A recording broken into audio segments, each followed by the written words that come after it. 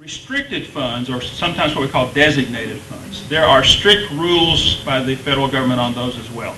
You'll notice on your income expense statement, your balance sheet, I did not list missions giving, home for children, benevolence, any of those kinds of things. Why?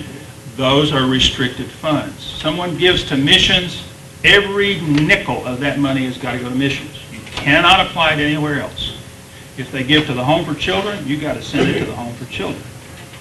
Okay, that's a federal law that says that you have to account for those monies as they come in and as they go out and show that you spent them where people gave them for. Now, this is different than the strings attached gift. A person can say, I want this particular gift to go to Missions Project 1, 2, 3, 4, 5. That's a sponsored program of the Church of God. They have a missions number. They're endorsed by the missions department. That's legitimate. They can designate it in that manner, and there's no problem. But what you have to do as a church leader is make sure that that money gets to the appropriate place where it's been designated. You cannot commingle those funds, and I've seen churches do that, where they would put all the money in one bank account, which is no problem, but then they'd simply say, well, I'm running short on paying salaries this month. I'll just grab a little extra over here out of my missions reserve. Okay? Against the law, you cannot do that. Okay. Gifts to ministers. Who gets the tax break? Huh? What about the handshake gift? Somebody comes up and shakes your hand, and in their hand there's a $100 bill. Problem with that? Serious problem. Okay, why? It's against law, number one, because it's got to be reported income. But if they ask for credit for that, that's even worse. Okay. It's a personal gift, but not a gift to the church, to a non-profit. If you just simply go up and say, Pastor, I want to bless you, and I don't expect any credit for it anywhere, it's just a personal gift from me to you, there is no problem with that. None whatsoever. However, if somebody gives it and puts it on a tithe envelope and says, I want this to go as a love gift to the pastor, and I want credit for it on my statement at the end of the year so I can put it on my tax return, then the pastor has to declare that as taxable income. Again, two parties cannot get a benefit from that one transaction. A question I have, we have an accountant in our church that audits our books every month and gives us these balance sheets and all these kind of things. He went to a church law conference a few years ago, and he, in that conference, they gave him an IRS ruling I wanted to ask you about.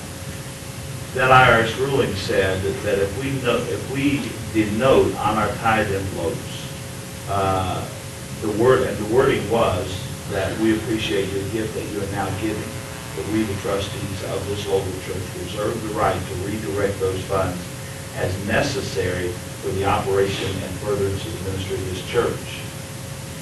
The IRS said to us, or to him, that is legal. And actually, I have done that. I have had that put on a tithe envelope at a church that I work. There is one small possible fly in the ointment there that I can see. Maybe some of these attorneys can lend some comments to this. If a person doesn't put their money in that envelope, they just write out a check, it's possible they could come back later and say, oh, wait a minute, I didn't see that envelope. I didn't know that you were going to redirect those funds. But I have done exactly what you have done, which I think is a big step in the right direction. Okay?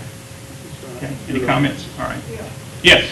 How does, and we've been to some of those same conferences, Chitwood Conference, and have been told that, but how does that fly in the face of restricted funds, designated gifts, to where they say, this is where I want that to go, but we reserve the right? Is that a conflict there? No, I don't think so. Again, I'll defer to my good friends here to my left. It's going to cause a conflict with your donors. That's where it's going to cause a conflict. But it doesn't cause a conflict in federal law? No. It creates problems, but it's still legal. I agree with Ron's answer, but a lot of people that want to give designated contributions, that's what he's talking about, they want to control. They just want to control. You can't have a person who can say, wait a minute, I don't like this statement down here. I want to make sure that my monies go directly into this project and nowhere else. You got to honor that if that happens. Comment? Yeah, we do the same thing, and our accountant has for years told us that we can do that. Without the exception, you can't take that money for salaries, is what IRS said in the statement we got from it. But this is like, if somebody gives $1,000 for pink flowers for springtime, it's stuff like that, you know. But we've always made it a practice, even though that legally we can do that, we always go to that individual. If it's $100 or $1,000, we need it, we always go to them. That is a good practice, and I would document that. I would document that. Yes? I think one of the issues that you deal with is the whole idea behind designated funds, because if most churches of God offering envelopes have all these lines on them Mm-hmm. that do in fact designate where those funds are going. And I think that one of the issues that I know with our account we deal with is that, you know, his response was, you need to limit the amount of designated funds you have. I mean, ladies ministries designated fund, missions designated funds. That's one thing. When we start getting into pink flowers for the front foyer area, you know, and on all these different areas, you're running into a difficulty there trying, because you have operations that you have to deal with. It's all right to have the pink flowers, but I mean, if you have a water fountain that broke down, which is more important, getting the water fountain up and running or having the pink flowers out front? And I think that's where the issue comes in, where we have to be, you have to have, taking the control away from the funds and giving it to the people and say, well, this is what we want our money to go to, versus knowing the operation of your church is a different issue. We know the operation. So if you got to have some way of being able to, and that disclosure brings us back to having the ability to operate the funds where we feel they need to be best done, even though I would love to have pink flowers this week, but right now, I've got a more pressing issue that has to be dealt with. We'll get to the pink flowers, but not right now. Well, and you make a good point. You know, if you have 20 line items on your tithe envelope, and one of them is pink flower fund, you know, you're getting a little too far into the details, I think. However, I didn't hear that comment. We have a water fountain and ferns. The point I wanted to make, though, is if someone gives you a check and they say, pink flower fund, you cannot use that money to fix the other problem, not without their permission. Okay, that's the law. My question is, what if a person paying their tithe with the expectation that a percentage of that's going to go to the state and general offices, and we spend that money rather than send it into the state and general offices? Is that, I know it's a conflict with the denomination, but is that any conflict with the law? Tithes are considered general operating monies within the church.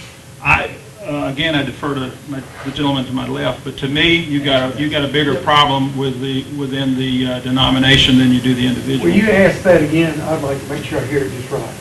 If a person pays tithe in a tithe envelope, and it designates tithe, and a percentage of that, with the expectation that it's going to go to our state and general offices, and we spend it and don't send it in, I know we're in conflict with our denomination, but are we in conflict with the law? Well, I have seen that kick up a couple of times, where people took the pastor and the church business administrator to task about that. Hey, wait a minute. I gave that, you know, with the expectation I'm a member of the Church of God and it would go under the normal tithe structure. Then, you know, they had problems. Now, the general rule that Ron is talking about is when you give money to a nonprofit or a church, generally you are